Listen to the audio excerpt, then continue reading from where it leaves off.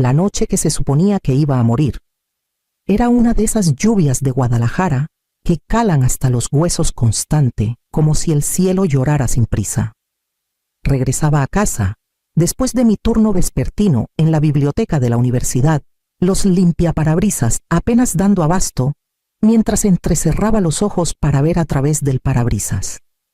El tablero brillaba débilmente en la penumbra y la carretera estaba casi desierta. Solo yo, el zumbido de las llantas sobre el asfalto mojado y mis pensamientos que giraban en torno a si había pagado la cuenta de la luz y si me alcanzaría la comida que sobró para la semana. No recuerdo el choque. En un momento estaba ajustando la calefacción y al siguiente solo hubo ruido, metal vidrio y un impacto que partió mi memoria en dos. Después me contaron que un venado cruzó corriendo la carretera, que giré el volante con fuerza, golpeé la valla y el coche dio volteretas hasta caer en una zanja. Lo único que sé es que al abrir los ojos, todo olía a antiséptico y limón artificial. La garganta me ardía, la cabeza me palpitaba. Un hombre estaba sentado junto a la cama con una chamarra de alguacil del condado. Su placa decía Ramírez. Parecía cansado, pero tenía esa mirada amable de quien no se inmuta ante la sangre. «¿Ya despertaste?», dijo en voz baja. «Alma, ¿verdad?». Asentí, pero hasta ese pequeño movimiento me hizo estremecer. «Tuviste suerte. El coche quedó hecho chatarra, pero tú saliste viva». Hizo una pausa y bajó la mirada al portapapeles en su regazo. «Encontramos tu cartera.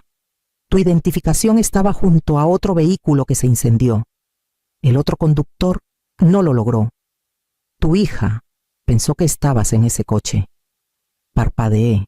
Marisol ya presentó el reclamo al seguro, dijo. «Te declaró muerta». Tardé unos segundos en procesar las palabras. Luego otro instante en darme cuenta de lo que no decía en voz alta. No había venido al hospital. No había esperado confirmación. Fue directo a los papeles. Se inclinó hacia mí con voz baja y cuidadosa. Fue demasiado rápido. Por eso vine en persona. Los fluorescentes zumbaban sobre nosotros. Miré las paredes verde pálido y pensé en el último mensaje que Marisol me envió, un seco gracias a mi felicitación de cumpleaños. El alguacil Ramírez carraspeó. «Podemos notificar a la aseguradora. Detener todo ahora». Lo miré, la niebla en mi mente se volvía algo más frío, más afilado. No dije, «que crea que me fui». Cuando Marisol era pequeña, me decía su mejor amiga.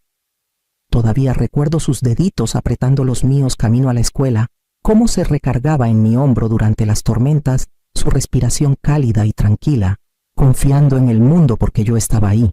Esos recuerdos ahora se sienten como mentiras. Todo cambió en su tercer año de universidad. Las llamadas se hicieron más cortas. Dejó de venir a casa en las fiestas. Una vez sin avisar fui a su campus y me recibió en el estacionamiento sin dejarme entrar a su departamento. Dijo que llegaba tarde a clases. Sus ojos ya no se encontraban con los míos como antes. Al principio me convencí de que era parte de crecer. Estaba ocupada, independiente. Quería creer que la había educado bien, que le había dado tanta fuerza que ya no me necesitaba. Pero había grietas que no podía ignorar. Una primavera le envié una tarjeta de cumpleaños con un cheque de 5,000 pesos juntados con turnos extra. Meses después, lo encontré sin abrir todavía en el sobre, en el fondo de un cajón de su viejo buró, cuando lo preparaba para donarlo. Ese mismo verano la escuché susurrar por teléfono en la cocina diciendo, «Él apenas puede con su vida, pero ya tengo un plan». Debí haber preguntado más. Debí haber insistido. Pero no quería creer que Marisol, la niña a la que cuidé en sus crisis de asma, a la que acompañé noches enteras estudiando, pudiera mirarme y ver solo un estorbo. Ahora en una cama de hospital, con un extraño diciéndome que mi hija ya había firmado los papeles por mi supuesta muerte. Entendí que esas llamadas sin responder y las fiestas ausentes no eran descuido. Eran preparación. No se estaba alejando. Estaba tomando distancia para apuntar mejor. El alguacil Ramírez parecía esperar algo, tal vez arrepentimiento o duda. Pero solo sentí quietud, esa calma que llega después de un temblor, cuando el suelo deja de moverse y lo roto empieza a sentarse. Entonces lo haremos a mi manera, le dije. La cabaña estaba a media hora de Tepoztlán, pasando 2 caminos de terracería y un letrero de madera desvaído que solo decía Ramírez. Se alzaba al borde de un lago tan quieto que parecía un espejo roto solo por el ocasional susurro del viento o un pájaro sobresaltado. Sin señal de celular, sin internet, solo yo, una bolsa de lona prestada y un silencio tan profundo que podía escuchar mi corazón al acostarme. Tomás me dejó ahí con una bolsa de mandado, un termo de café y la promesa de pasar cada mañana. 3 días, dijo. Es lo que puedo mantener tu registro bloqueado sin que pidan una revisión más profunda. Después se complica. Asentí. 3 días es todo lo que necesito. La primera noche no pude dormir. Miré el techo de madera siguiendo los nudos en la veta, recordando la presentación de coro de Marisol en 6º de primaria. Olvidó la letra, rompió en llanto a media canción y corrí al escenario para abrazarla. El público se rió. Ella lloró en mi suéter. Pensé que esa noche había hecho algo bien. Tal vez me equivoqué. Para el segundo día mi duelo se endureció en algo más, una rabia con filos tan agudos que podían cortar hueso. Miré los árboles mecerse desde la ventana y pensé en lo fácil que había sido para ella. Una llamada, una firma. Eso bastó para borrarme. Tomás llegó antes del atardecer con un folleto doblado en la mano. Esto acaba de llegar al pueblo. Tu funeral es mañana. Me lo pasó. Ahí estaba yo en una foto de la feria de ciencias de secundaria con frenillos y todos sosteniendo un trofeo de plástico. El pie de foto decía: era callada, pero siempre quiso hacer lo correcto. Quiso, dije sin emoción. Ni muerta me dan el crédito. Tomás se sentó frente a mí, su rostro suavizándose. Perdí a mi hermana por gente como tu hija. Ella no fue lo bastante fuerte para salir. Tú sí. No respondí. Solo doblé el folleto y lo puse en la mesa a mi lado. Mañana entraría a la sala donde enterraban una mentira y traería la verdad conmigo. Llegué 5 minutos después de que empezó el servicio. Tomás estacionó por la parte trasera cerca de la entrada de la cocina, lejos de los autos alineados al frente. Llevaba lentes oscuros demasiado grandes y un saco azul marino prestado de la exesposa de Tomás. Nadie me miró 2 veces cuando entré por la puerta lateral y tomé asiento en la última banca lo bastante lejos para que mi respiración no agitara el aire a su alrededor. El ataúd estaba cerrado, cubierto de flores color crema. Mi foto de secundaria con frenillos y sonrisa incómoda descansaba en un caballete junto al altar. La miré entumecida. Ni siquiera encontraron una foto de la última década. O tal vez no quisieron. Marisol estaba detrás del atril, su voz temblando con el drama justo para parecer creíble. Mi madre fue complicada, empezó. Tuvo sus luchas, pero lo intentó. Y al final merecía paz. Sollozó secándose la mejilla con un pañuelo que alguien probablemente le dio para el efecto. La gente a mi alrededor murmuraba asintiendo, consolándose entre sí. Extraños llorando por una mujer que no conocían, porque la mujer de la que les hablaron nunca existió. Un hombre de traje gris se inclinó hacia Marisol cuando bajó. Lo reconocí del sitio web de la aseguradora. Sus labios se movieron cerca de su oído, pero aún capté las palabras. El lunes se libera la póliza. Marisol asintió apenas conteniendo una sonrisa. La mitad va directo a mi cuenta de negocios. La otra al fideicomiso de la herencia. Que quede limpio. Limpio. Como si no hubiera un cuerpo real detrás de esta farsa. Como si no estuviera sentada a 6 metros escuchando a mi hija repartir mi vida como si fuera una hoja de cálculo. Mis dedos se cerraron con fuerza en mi regazo. Cada parte de mí quería levantarse, gritar, quitarme los lentes y dejar que la verdad destrozara la sala. Pero esperé. Solo un momento más. Marisol se giró para abrazar a una mujer que no reconocí, las lágrimas ya secas, su postura relajada. Rió suavemente por algo. El hombre de la aseguradora le pasó una carpeta. Me levanté despacio y caminé por el pasillo sintiendo cada mirada en la sala empezar a girar hacia mí. Cada paso resonaba como trueno en el piso pulido. Las conversaciones se detuvieron. Las cabezas giraron. Y luego el jadeo agudo colectivo inconfundible. Una ola de incredulidad se extendió por la iglesia mientras seguía caminando hacia el frente lenta y firme, como si el ataúd no estuviera solo vacío, sino esperándome todo este tiempo. Marisol me vio antes de entender. Su rostro mostró confusión, primero, luego incredulidad, y después algo más frío. Sus labios se abrieron, pero no salió ninguna palabra. Me detuve a medio pasillo y me quité los lentes. El aire se sentía eléctrico como los segundos antes de que estalle una tormenta. Sorprendida de verme, dije. La sala quedó en silencio. Alguien dejó caer un programa. El hombre de traje retrocedió como si yo fuera contagiosa. La boca de Marisol se movió sin sonido. Parpadeó 1 o 2 veces. Pero te habías ido. No dije mi voz más alta ahora.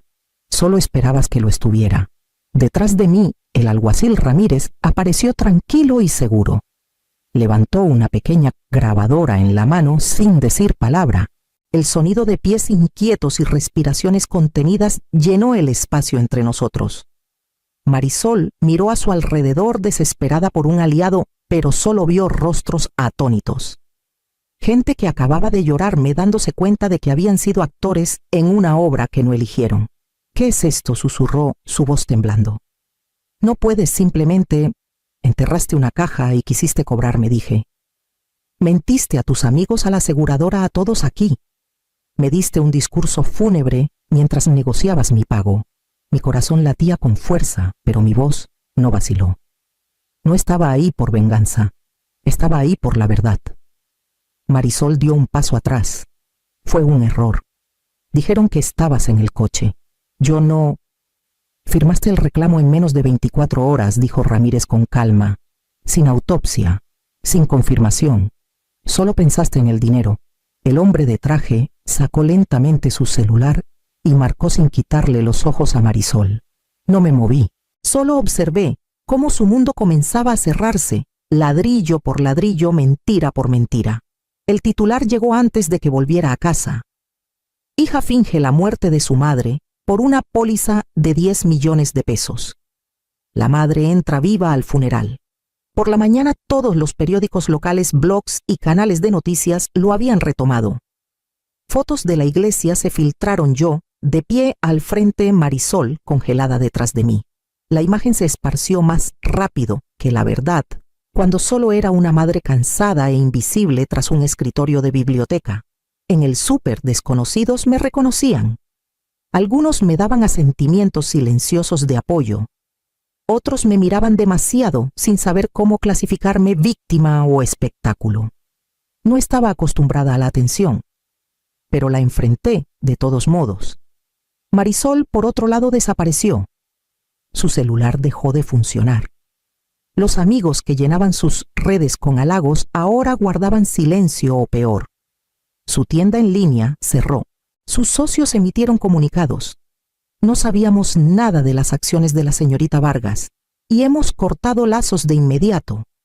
Uno incluso me llamó para disculparse personalmente. No respondí de inmediato. Estaba ocupada escribiendo. Tomás me ayudó a redactar el primer artículo. Lo titulé Cuando el amor se vuelve una transacción. ¿Cómo se siente valer más muerta que viva? Se publicó en el diario estatal la semana siguiente. Escribí sobre las pequeñas cosas, cumpleaños olvidados, tarjetas sin abrir como Marisol dejó de decir mamá, y empezó a usar ella cuando hablaba de mí en público. No la nombré. No hacía falta. Otras madres me escribieron. Una mujer de Chihuahua dijo que su hijo vació sus ahorros. Una enfermera jubilada en Yucatán contó que su hija no le hablaba desde que dejó de firmar como codeudora de sus tarjetas. No buscaban avergonzar a sus hijos. Solo querían ser vistas, saber que no estaban solas. El ruido creció, pero en medio de él encontré claridad. Marisol me había enterrado de más formas que una. Pero la parte de mí que intentó borrar la que aún creía en mi valor volvía a respirar. Y respirar era solo el comienzo. La sala del juzgado olía a madera barnizada y nervios. Marisol estaba sentada frente a mí, con un traje azul marino impecable, el cabello alisado, el rostro ensayado en remordimiento. Su abogado la pintó como una hija en duelo atrapada en un error burocrático. Creía que su madre había muerto. Actuó rápido por el shock, por amor. No dije nada mientras hablaba. Solo observé a Marisol sentir lentamente el temblor practicado en su labio casi convincente. Cuando fue mi turno me levanté con manos firmes y di la verdad. Hablé del folleto del funeral, de la conversación escuchada, de los cálculos hechos en segundos, como si fueran términos de negocio. Luego saqué la carta de mi bolsa. Estaba en su papelería fina, la que usaba para notas de agradecimiento en sus eventos de networking, fechada 6 meses antes del choque. La tinta estaba algo desvaída, pero las palabras seguían afiladas. Si algo le pasa, todo es mío. De todos modos, no sabría qué hacer con el dinero. Está mejor en mis manos. La sala cambió. No miré a Marisol. No hacía falta. El silencio a su alrededor decía suficiente. La fiscal repasó la cronología, el reclamo presentado en menos de 24 horas, la falta de un acta de defunción, la ausencia de cualquier intento por identificar el cuerpo. El duelo no se ve así, dijo. El duelo no suena a transferencias bancarias ni hojas de cálculo. Marisol no volvió a hablar. Sus ojos se quedaron fijos en la mesa como si pudiera esconderse en las vetas de la madera. Bajé del estrado con un peso levantado que no sabía que aún cargaba. No porque la hubiera lastimado, sino porque dejé de proteger la versión de ella que solía amar. Cuando el jurado salió, Tomás me apretó el hombro. Hiciste lo que tenías que hacer. Asentí, la mirada fija en la silla vacía donde Marisol había estado. Y lo que tenía que hacer ahora era dejarla ir. No fui a la sentencia. Sabía lo que diría el juez, palabras como restitución, fraude, intención. Pero ningún año o término legal podía traducir la verdadera sentencia que ya habíamos cumplido entre nosotras. En lugar de eso, manejé al Parque de las Águilas, el que tiene el estanque de patos y el resbaladero torcido que Marisol amaba a sus 5 años. Veníamos después de los hot cakes de los domingos, sus zapatitos golpeando el camino, mientras corría adelante, siempre volteando, para asegurarse de que yo seguía ahí. Me senté en la misma banca, donde esperaba, mientras ella alimentaba a los pájaros con migajas. La madera estaba más gastada ahora, como yo. Una parte de mí había guardado la esperanza de que bajo la frialdad, el silencio, las mentiras, mi pequeña seguía viva. Que tal vez la mujer que presentó ese reclamo solo estaba enojada, perdida, necesitada de algo que no supe darle. Pero sentada ahí viendo a una nueva generación de niños perseguir burbujas y risas, entendí algo que no me había atrevido a decir en voz alta. Esa niña se había ido. Tal vez llevaba años desvaneciéndose. Tal vez solo existió en mi memoria. Lo susurré al viento como una plegaria, no por ella, sino por mí. Ahora eres libre, dije en voz baja. Y yo también. Dejé una foto bajo la banca. Era de ese mismo parque 15 años atrás. Marisol en pleno salto, los brazos abiertos, riendo hacia el cielo. Y luego me alejé sin mirar atrás. Ya había pasado suficiente tiempo persiguiendo una versión de ella que ya no existía. Todavía había algo por construir. Algo que no tenía nada que ver con lo que había perdido.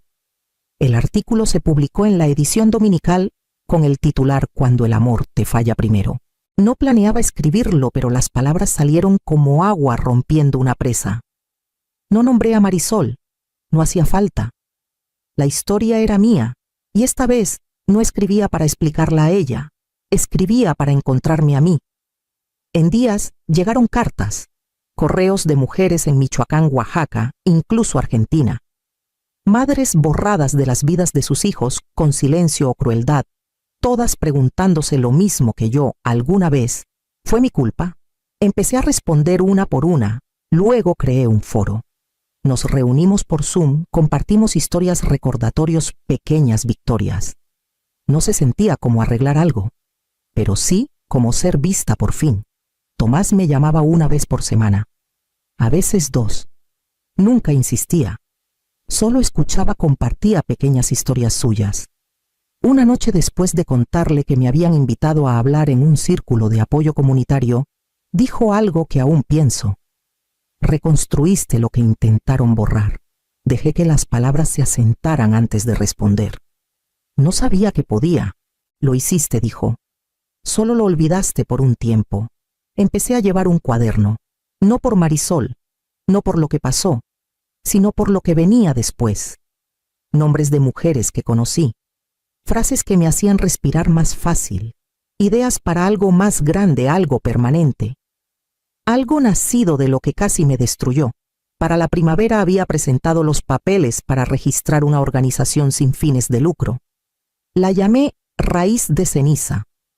Un lugar para mujeres que habían sido descartadas, abandonadas o dejadas atrás y que estaban hartas de esperar a ser reclamadas. Le envié a Tomás una foto del logo simple, audaz, un árbol creciendo de tierra negra. Respondió con 2 palabras: está vivo. Habían pasado casi 5 años desde el día que entré a mi propio funeral. Suficiente para que la mayoría olvidara. Pero no yo. No las mujeres que llegaban a las puertas de Raíz de Ceniza con maletas y historias que sonaban demasiado familiares. Habíamos superado el foro, luego la oficina, luego el salón rentado. Ahora teníamos un refugio nuestro, propio refugio. Y hoy nombraron un ala en mi honor.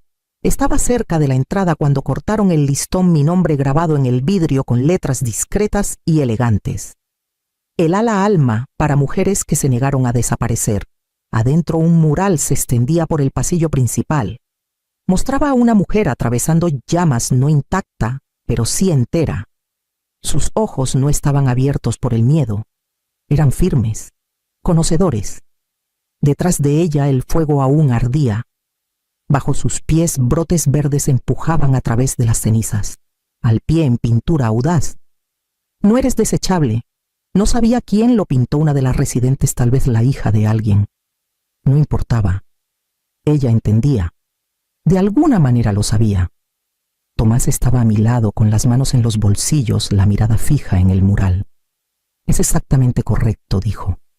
Asentí las palabras, atascadas en la garganta. Intentaron matar algo que nunca murió de verdad. Me miró entonces en silencio por un momento. Intentaron enterrarte. Sonreí, pero yo era la semilla. El pasillo vibraba con risas detrás de nosotros. Pasos de niños resonaban en el azulejo. A lo lejos alguien enseñaba una canción en un piano viejo y desgastado. Caminé hacia adelante dejando que el calor me envolviera. Esta vez no retrocedí, seguí adelante. Había sido muchas cosas en esta vida, madre, error, memoria. Pero hoy era algo más. Era la prueba.